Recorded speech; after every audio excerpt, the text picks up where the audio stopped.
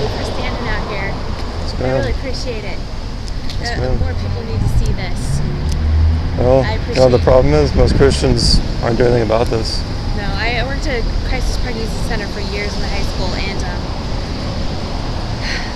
I felt like that was ground zero, but this is now ground zero. Really is. What do you mean ground zero? I mean, like, working with the girls who would come in and have positive pregnancy tests and then go, hey, I'm still gonna abort, and like sitting there trying to talk them out of it. I used to think that was ground zero, but I think legislative, I'm only here because abortion was illegal, or my mom would have aborted me. So laws matter, and this is really important. So thank you so much for being out here. I appreciate it. My pleasure. Are you a Christian yourself? Yes, I am. Yeah, okay. I am, and I'm, people are like, oh, your mom would have chosen life anyway, and I'm. That doesn't matter. No, it doesn't.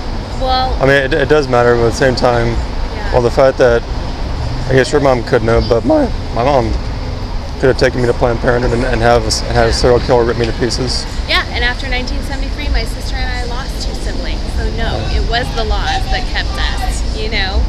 So I'm really. She did choose abortion twice after it was legal, and so I know that I'm here because of the laws of Arizona, and I've written thank you notes to every single state legislator that's still alive that was there in 1967. I'm like, thank you so much. I'm here because you held the line until the Supreme Court blew it all away. But I appreciate you're welcome to take a sign and stand with me even for a few minutes if you like, because believe it or not, when I do this, most of the time, oftentimes women aren't with me. They're not with you? I don't get that. So I just don't. Well, how can they see that? How can they say, okay, so my mom became a Christian when she was 35. She never got over this. But she never will. She's with the Lord now, but she never got over just the guilt and everything, and wondering why the Lord didn't have her become a Christian sooner, like why she didn't believe earlier, whatever. Everybody's on their own journey, but there's only one truth and one way and one life, and so when women see that, how can they think that that's their own body? I don't know why? Because our nation's in a great rebellion to God. Oh, it has been for years. I'm just astonished that Christians, they say abortion is murder, and yet they don't act like people are actually being murdered. I know. It's the same as Nazi Germany. Oh, it is. It's actually a lot worse. It's a lot worse.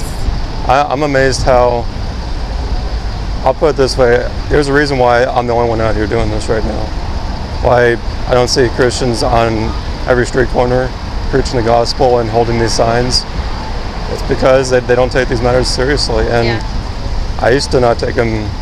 Well, I used to be a pagan myself, but I've been grieved in my heart for years that, like, where are the Christians? They say abortion is murder, but why should I take them seriously?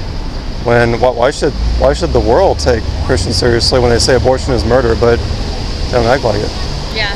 It's like saying I believe it's wrong to murder a 3-year-old child, but you see a 3-year-old child who are about to be shot to death, and you don't do anything about it. Yeah. Like, well, it's not my calling.